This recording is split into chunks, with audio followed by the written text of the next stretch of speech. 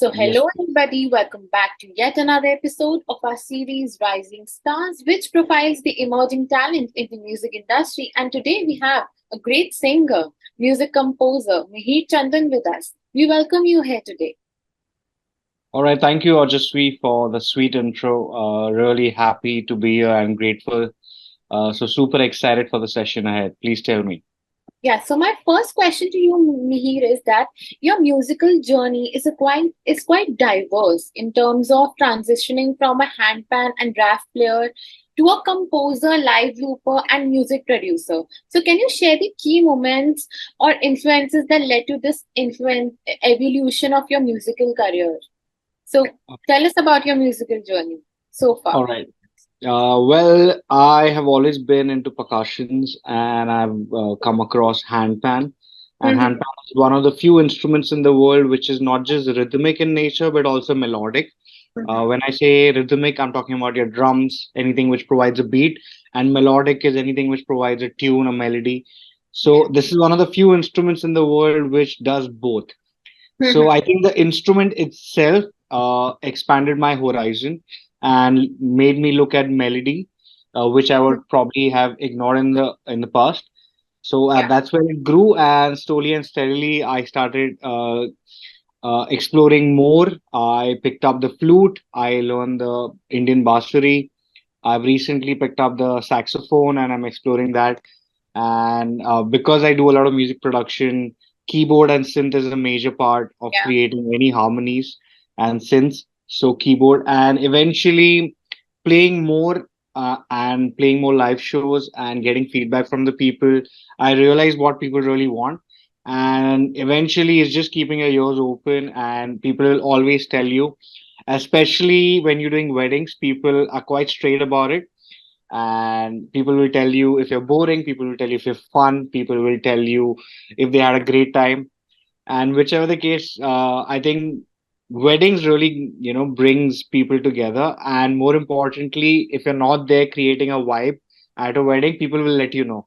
So I think the major change in my journey has been is when I started doing weddings, and that's really evolved me as an artist. And now it's made me a more wholesome act because I know what to deliver, what people want at an occasion. So that's really been the trajectory uh, of going from a musician to a performer and an act which kind of fulfills the audience's need at that point. So, Mihir, who was your biggest inspiration in this?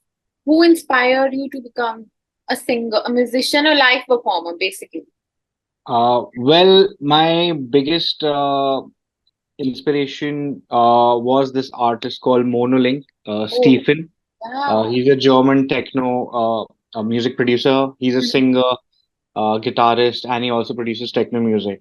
Oh, And wow. I was lucky enough to not only see him live in Mumbai when he came down for his India tour, I was luckily invited to even open for him when he came down to India.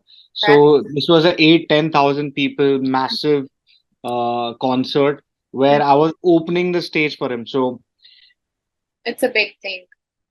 having yeah, having seen what he does and the kind of magic he creates on stage, he's always been an inspiration Mhm. to open an act because also I am a live act as well as a music producer. So it's kind of in sync with what they wanted to create at that event. So Mhm. that would be one of my favorite memories, and as well as meeting someone who's inspired me to do something in this space, which is Mhm. Stephen, who's also known as Monolink. Correct. So, Mihir, how does the enchanting journey of weaving melodies across seven live instruments contribute to the emergence of a new musical tradition, blending innovation and skill and spectacular celebration of love? So, tell us about this more. Well, essentially, I think you're talking about a new concept which you're working on Yeah, is yeah. the Tell us about your bride. concept. Yeah, and Yes, recently you have performed in Udaipur. that's right. That's Yeah. right. That's right. Just tell So us this about that event. Yes, this new concept is really coming off the edge right now. As we all know, techno is becoming mainstream. Yeah. Every 20 to 30 to even 35-year-olds attend these techno events every weekend. And these are the people who are getting married. now, and they want to bring in a different and a unique act to their wedding, because essentially what happens in a place like India Hmm. is you've got Indian weddings which span across 3 days, and they're bombarded with Indian Bolly music, constant Hmm. Bolly going on for Hmm. 3 entire days, which works to a great extent because obviously people love Bollywood. Hmm. So that's definitely here to stay. It's not going anywhere. But what's now happening is people want to bring new experiences to their guests, to their families, to their friends, and want to make them experience what they do on a weekend. Yeah. How they like to party. So essentially, the idea of bride boiler room came through, where a bride got in touch with me, and she wanted to create something of a Sundana vibe with her Oh, friends wow. and family Hmm. while the Bharat is going on. Because traditionally, as we all know, Bharat is the highlight of the wedding day. Yeah. On wedding day, during the wedding ceremonies, most of the guests are kind of lost on what Hmm. they need to be doing. So the bride had this idea of doing a sundowner, which is a much relaxed sundowner. Everyone's dressed down. It's not like your Sangeet or a Mehndi or a cocktail ceremony where people have dressed up. This is a dress down event which will be Hmm. happening in the sundowner, where we'll be Hmm. playing techno, tech house, progressive house, all the kinds of new age music which the bride and the groom listen to. And this is only for the bride's family and the bride's friend. Obviously, the groom's friends and family also ended up joining before the Bharat.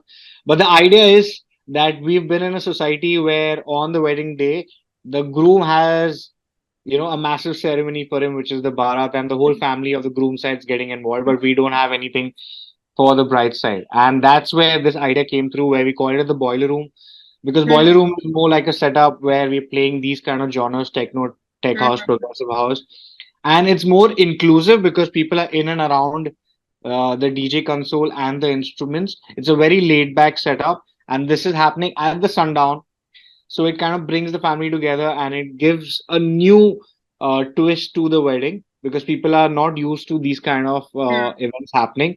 But Quite people are unique. now more, yeah, people are now more open because, as I said, techno is becoming mainstream. Hmm. I wouldn't even be shocked if Bollywood's making techno tracks in the next couple of years, Hmm. because that's the kind of reach it has gotten lately, and the acceptance in the people.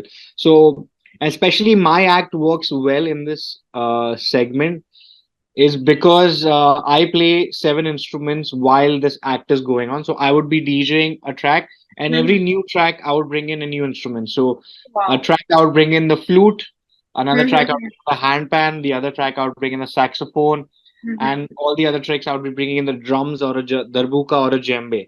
So Hmm. even 70-year-old grandfathers, grandmothers are joining the dance floor because they can see a live act happening. So Hmm. this is a way of bringing them and making them more open to a new genre, is by adding them with live instruments, because Yeah. everyone loves it, any kind of live act. Definitely, definitely. That's great. On that note, only I would like to ask you that what's the future of techno music as per now? What all it is going, matlab, what's the future of techno music? What do you think about it? Well, It's very niche kind of music and that's it's right. not accepted by everybody out there. And the That's right. Gen Zs enjoy more, but I don't think so. It's relevant for all the ages. True. So what essentially is happening is techno has always had this taboo Mhm. image about being related to substance abuse or drugs Yeah. or an underground environment. And what has happened is that has played well for its popularity because people want to be a part of an underground movement. Yeah. And slowly and steadily over the years, it's become mainstream. Even events like Tomorrowland, which is a massive Yeah. 200,000 attendee event, which there the most played songs were techno this year. So techno, unfortunately, is moving away from the underground momentum and music. It's moving towards more mainstream, and which is, there are two ways to look at it. Now either will people will say techno has lost its charm because it used to be underground, and it will probably demotivate a lot of techno fans to see this happening. But at the same time, I see techno being widely accepted by everyone who used to probably be apprehensive about it earlier. So, and you are now seeing Bollywood remixes being made with techno. I have made two Chaya Chaya mixes with techno. Wow, Um, and you're seeing now even pop retro, like you've seen songs which have been Pink Floyd, Brick in the Wall. You've seen songs which are from the 50s, from the 60s. You even mm-hmm. seen songs from the opera being taken and turned into techno. So essentially what's happening with techno is what happened with EDM, pop EDM, commercial EDM 10 years back, is it was an underground scene, and then now it slowly is becoming to mainstream. So the Mm-hmm. way techno is going, I feel it is here to stay, and it's only going to get more popular Mm-hmm. because today's generation thinks of the commercial EDM as a lot of loud noise, and techno is kind of progressive. It slowly brings the people in and kind of it puts them in a trance.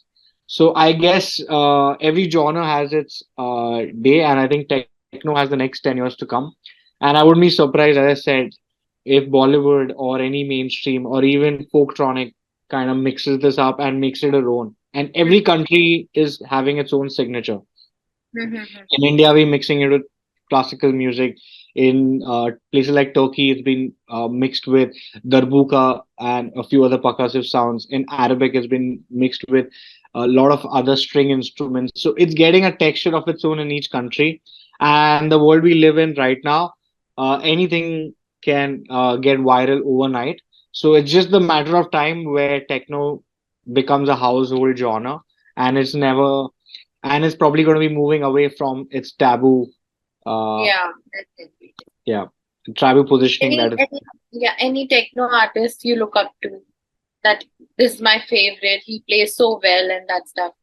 Any uh favorites? well, I personally love all techno artists, but one of my favorites would be Ben Bomber, uh, Yeah. would be as I said, Monolink. Mm-hmm. I recently have been making a lot of rave about it, and their music is just phenomenal. Mm-hmm. I personally love Paradox, a very unknown artist, but Paradox is one of my favorites. And Mm-hmm. in the Indian space, you have a lot of amazing artists, Mm-hmm. Lost Frequencies, and a few others I can name, but that would just be a list which would be endless. And Yeah. techno is really growing, and you can see a lot of artists also trying their own style to it. So let's see where it goes from here. Yeah. So how do you manage to maintain such versatility, and what challenges, if any, do you face in blending these diverse elements with a musical experience? What are challenges you faced in this journey, basically? Well, the biggest challenge would be is the technical know-how. Mm-hmm. Any artist will tell you that mixing multiple instruments together, Mm-hmm. that specifically live, is a task Big because challenge. you need to know music theory well. You need to know what song will work well with a saxophone, what song will work with a flute. Yeah. But that's just something you put in the hard work in the studio when you're trying out tracks. It's all about trial and error. You're Mm-hmm. making sure you're trying this track with multiple instruments to see which instrument Mm-hmm. suits the best for it. So there are Mm-hmm. many tracks where I would just play the handpan because I know the handpan really outshines in the track. In the drop section, it'll just absolutely look gorgeous Mm-hmm. and it'll sound amazing. In some sections, I would use only the Indian flute, which is the basuri, and it would really sound amazing. In some sections, you need a lot of energy, so you bring in the percussive instruments, the drums, the darbuka, djembe. And lately, I've been adding saxophone to my set as well. And I'm realizing saxophone is another very difficult instrument to integrate. But having said that, as I said, like you need to slowly and steadily grow and know what your act is. And more importantly, doesn't matter how technically sound you are, the audience is always going to be the judge. So Mm-hmm. the audience has to love it, the audience has to dance to it, the audience has to vibe to it. So the most important part of a preparation is unfortunately on the job when you're in front of people and seeing how they vibe and move to your music. And that's where you can grow and kind of add to your act and inculcate all the ideas you get from being on the stage. Yeah, so Meet, you have been featured also on Midday, Spotify, Outlook India, Telegraph, The Hindu, Indian Express. So your recognition in the media is substantial. How do you such features impact your career and the way your music is perceived by a broader audience? Right. So having said that, I have been featured in over 80, 85 articles, and Yeah, all by leading news publications. this publication. But essentially, that is a great validation to have, that people in the news and the media outlet want to cover something new and want to Yeah. give a platform to an artist to reach more people. Mhm. But it all comes down to what your act is and how people perceive it. Mhm. But having said that, it really does help because Midday had recently done an article about me doing fairas, a musical fairas with chants in a Mhm. progressive house, a Mhm. tech house style, which is a new age style, instead of Yeah. a bhajan band, which would ideally be happening on the same day. So it's a new age concept, which is also picking up. And when Midday did cover us, we did get a lot of brides contacting us Mhm. and asking how it worked and what it did. So it's really amazing that the media is in support of artists who are trying to create a new space and trying to bring India on the forefront, because my act is essentially not completely Western. It's kind of very well rooted in the Indian Yeah. culture. I Yeah. try to use Indian elements with Western music. So it's a Mhm. very new texture I would like to bring to the world, Mhm. and I think some people can see that, and some people really want to support the idea, because in the international music scene, Indians don't particularly have a time or a music stamp or an identity stamp for that matter. And it would be nice if some Indian, it could be me, could be anyone from the music fraternity, who would create a stamp and puts Indian music on the map, and that would be an amazing day. And that is slowly happening. You can see a lot of Indian influences in Western songs, Mhm. and hopefully that's the trend of the future, and we can ride on the wave. So So, let's see what how. all events you have covered till now? The wedding events or commercial events? What all events you have covered till now? And how Right. was your experience there, basically? Well, essentially, I have majorly been a techno tech house music producer and a DJ and a multi instrumental act. So Mhm. I've played at a lot of nightclubs here in and around the country. I just did around 25 cities in India this year, Wow. including cities like Ranchi, Siliguri, Calcutta, Hyderabad, Bangalore, Bhopal, Indore. And these are the cities you would not think would be listening to a music which is completely new, which is techno tech house. But like, let me tell you, to everyone's surprise, tier 2, tier 3 cities really enjoy this kind of music, and I think their events are much superior and better than most of the tier 1 cities in Bombay, Delhi. Mhm. Bombay, Delhi is still much more commercialized, even though it's techno, is still on the commercial end. But Mhm. these people really do know how to build an underground party, and the people really there wanted and crave more for it. So uh, those are the events which I've majorly been a part of.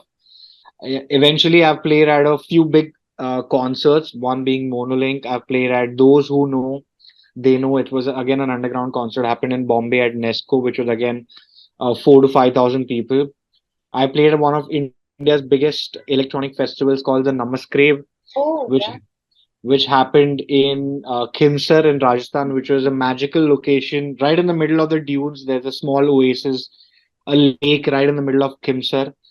This is next to Jodhpur in Rajasthan, and that was a phenomenal concert which was held. I was playing at the Jägermeister stage, so I was the Jaeger artist who was playing there. So that was these are the commercial events which I take part of.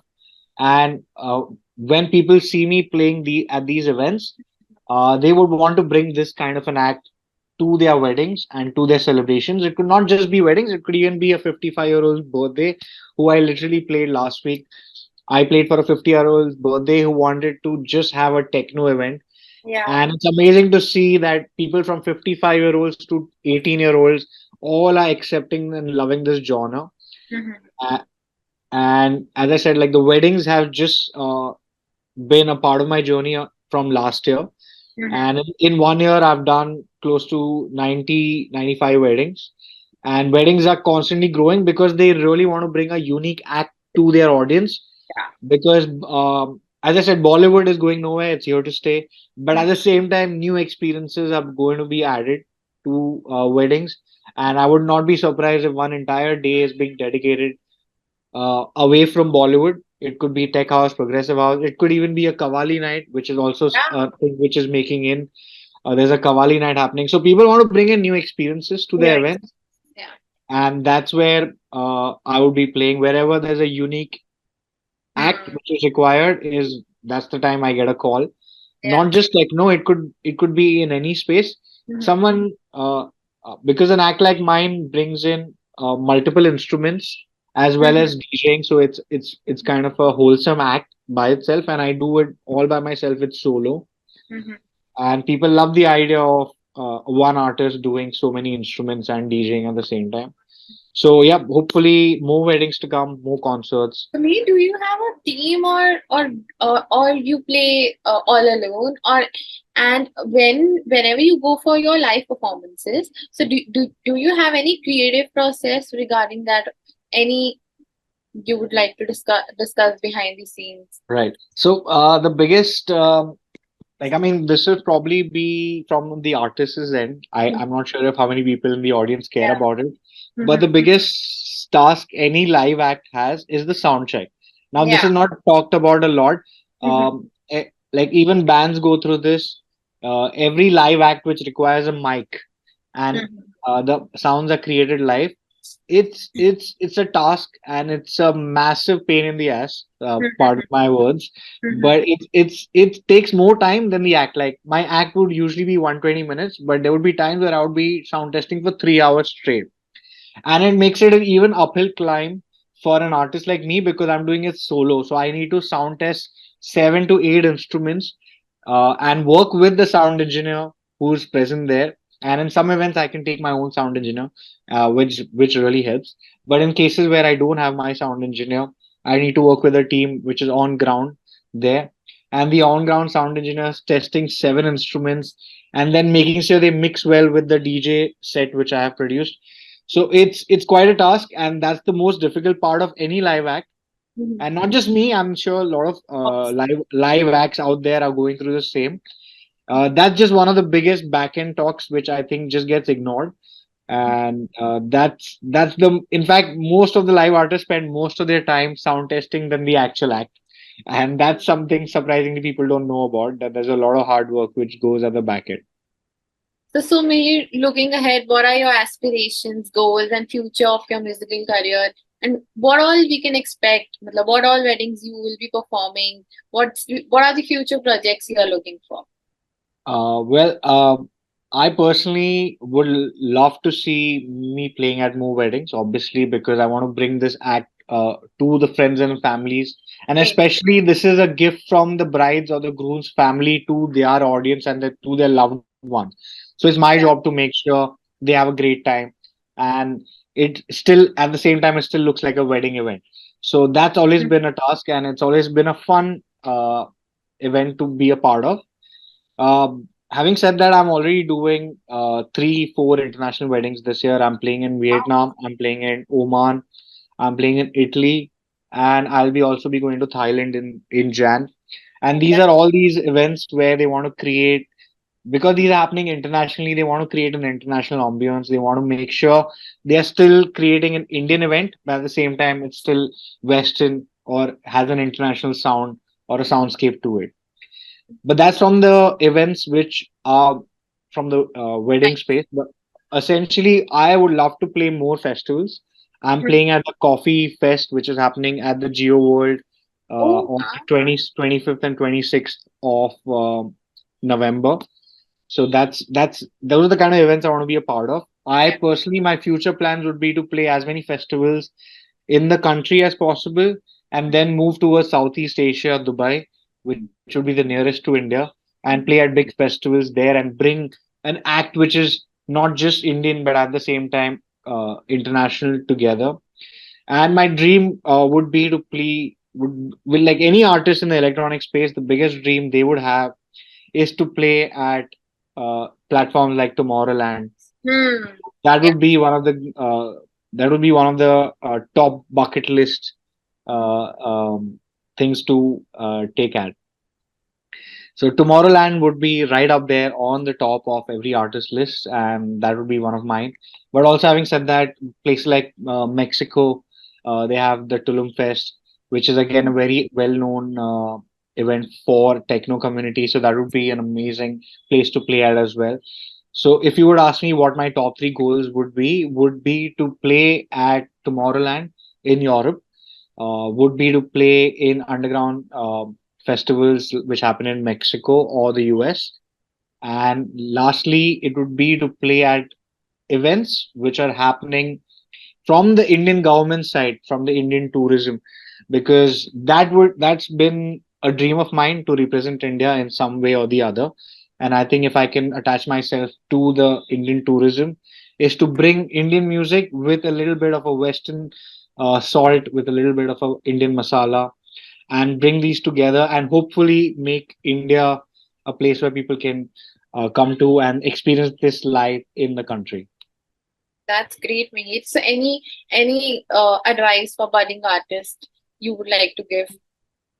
Well, the budding artist, I have only one advice to give for them is at every stage of their career, they're gonna feel like they are putting too much effort in, and there is not enough return for them to continue it.